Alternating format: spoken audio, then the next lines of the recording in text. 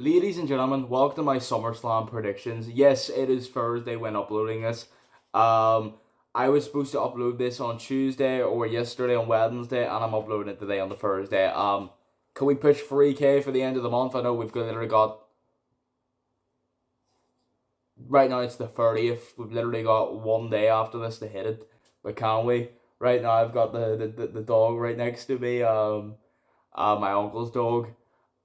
He's just chilling. He's giving me a weird eye contact right now. Anyway, can we get 10 likes on this video and let's get into the predictions for SummerSlam. Yeah, there's nothing else really to say. Kicking off Saturday night, we have Brock Lesnar versus Obafemi in the Hell in a Cell. Now, I would love this to main event the show or go on second last. And normally you would either want it to open up the show or go on last, right? I don't want to open up the show. I'd rather go second last or open up or close the show because, well, first hour on ESPN, they're gonna cut down on the blood and all that, and which means that this might not be as gruesome match, but it's Brock Lesnar in Hell in a Cell. It's gonna be a great 15-20 minute match. Not a 5-star classic, but it's two big guys going at it. So I mean, this is going to be a classic. If Brock wins, it's the wrong choice. He could win. No, he could lose and retire after. I wouldn't mind. If this is the place, this is the right place to do it. It's where he's from. But I wouldn't mind him staying on the feud against someone like a Braun Breaker or a Gunther. But I think this is the right place.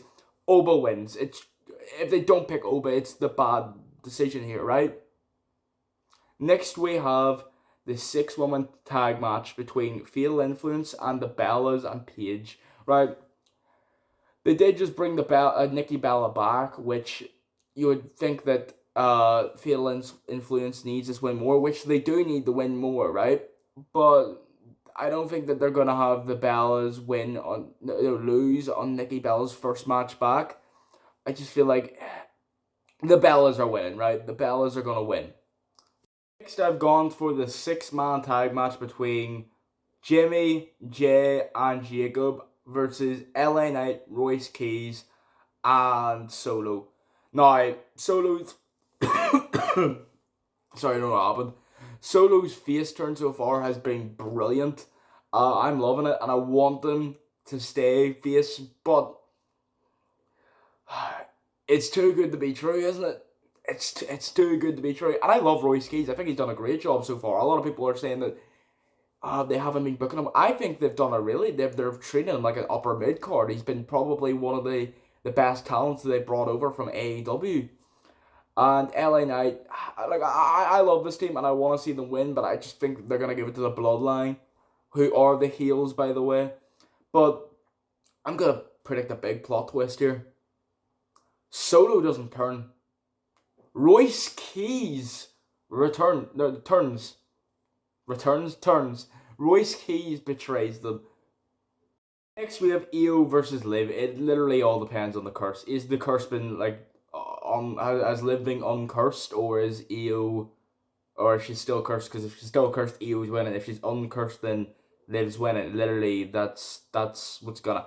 I'm gonna say Io because they have booked Liv's reign so poorly. No title. This is the first title defense, by the way. First televised title defense, and you know what? I love Liv, and it's not her fault. I'm gonna say it's WWE's booking. They could have literally given her anybody on the roster, and they've just. I think it's atrocious, and you know what? I'm gonna say Io has to win, right? Next we have Nick Aldis / Magnus versus Gunther, and you know what? I think this is gonna be a good 15-minute match. But ultimately, Gunther is going to win. But I don't think it is the last we will see of Nick Aldis. I think he will become an in-ring competitor again. Maybe we might get Raw versus SmackDown. Who knows? Who knows? Now to the main event, we have Cody versus Punk.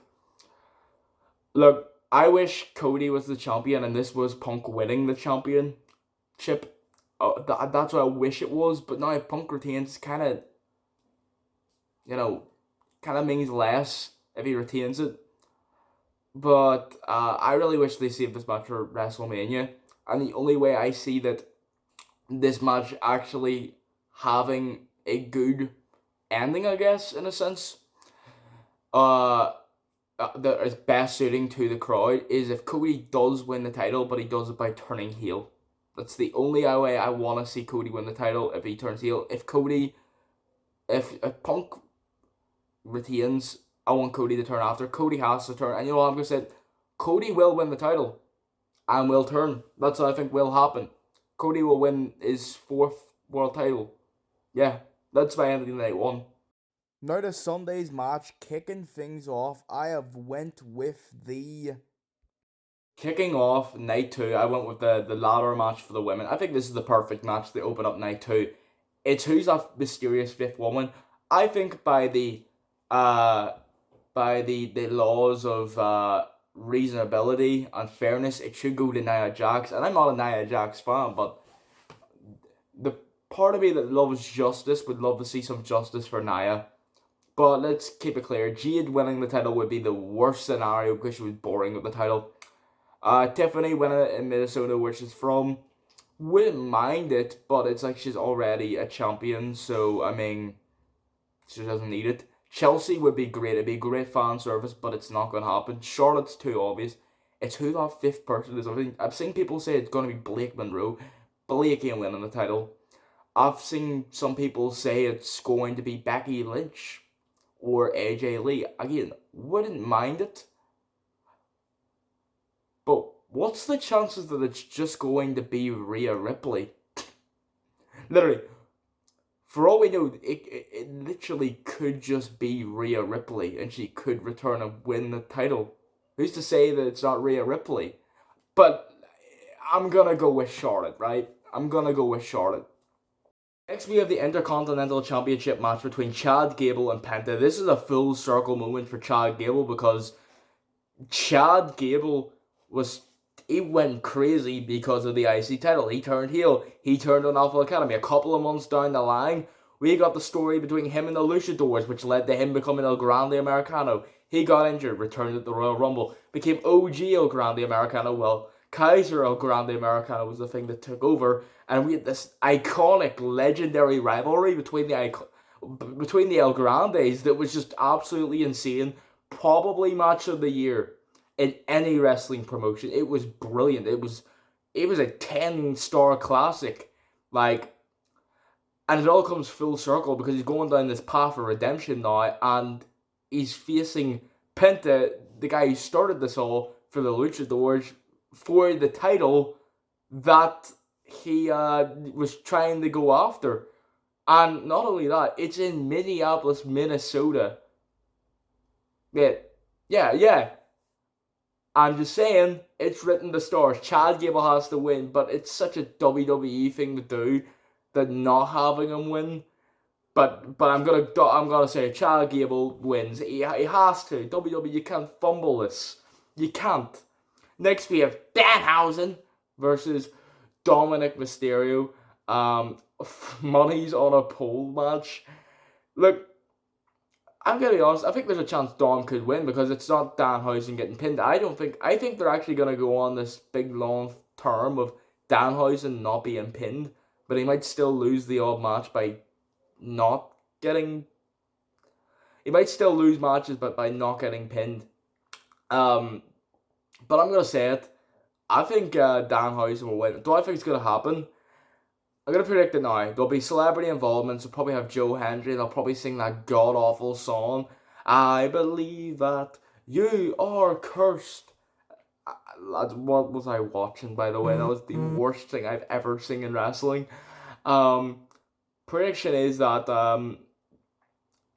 Dom's gonna be he's about to grab the pole and the money on it, and then it's gonna go pitch black. It's gonna appear on the opposite pole on the opposite ring turnbuckle on the other side of the ring, and Danhausen's gonna win. It's such a WWE thing to do. Next we have Trick Williams versus Baron Corbin. I'm gonna predict, since this match is on the Sunday, they will add Carmelo Hayes on Friday night. They will. I do think that's what's going to happen. People right now are saying, where's Melo? I think that there's a reason why this match is on the Sunday and not the Saturday. And that's the reason why they want to add Melo on Friday. Make it a triple threat match. And you know what? Makes it more interesting because it makes me think, who's actually going to win? Because Trick, I would love to see him maybe continue on the reign, but at the same time, I'm kind of wouldn't mind if, he were to step out up to the world title picture. And then you've got Corbin, who I think needs this now that he's back. But I feel like they might stick the title on Mello, so I'm going to say Carmelo Hayes, who isn't announced for the match yet. If he doesn't get announced, I'm going to say Trick. But I'm going to say Mello, and then Mello and Baron Corbin will continue the story, where Corbin will maybe win the title around October time. So, yeah, I'm going to say Mello. Next, we have Sami Zayn versus Finn Balor, and I'm wanting Finn Balor to win this, right? I want Finn Balor to win this. A part of me was thinking that maybe the Demon could appear, because every year other than 2019 that Finn Balor has been a babyface, he has appeared as the Demon. But I think it will just be Finn versus Sami. Both these guys have been screwed out of titles. But Finn's thing is, at least you got to defend the title. I want Finn. Something's telling me Sami. The next Saturday night's main event is in Atlanta, so something's telling me that Cody will be holding that title in Atlanta and probably retain. So I'm gonna say Finn. Yeah. So we have Roman Reigns versus Seth Rollins, the Battle of the Shield. Did you know that they were in the Shield, by the way? Did you know? Did you watch Raw to make sure that they were in the Shield? Did you know that they were in the Shield for the last 14 years? They've been telling the story about the Shield. Did you know about that? Because I think they made it clear on Raw that they were in the Shield. Lads, I'm getting sick and tired of that. I'm happy with the story. I'm happy that this match is happening, but I really would have wanted it to happen at WrestleMania. I feel like it would have been like a John Cena, Edge, John Cena, Randy Orton match. It's one of those matches that we need to see at a WrestleMania. But I'm happy that it's getting SummerSlam. I'm on Team Seth. I want Seth to win. But I'm going to be honest, I'm going to make it short and simple. I think Roman wins. It's the last time we'll probably ever see these two together. I'm going to say Roman retains, and Seth and him after the match hug it out. There'll be no Dean Ambrose.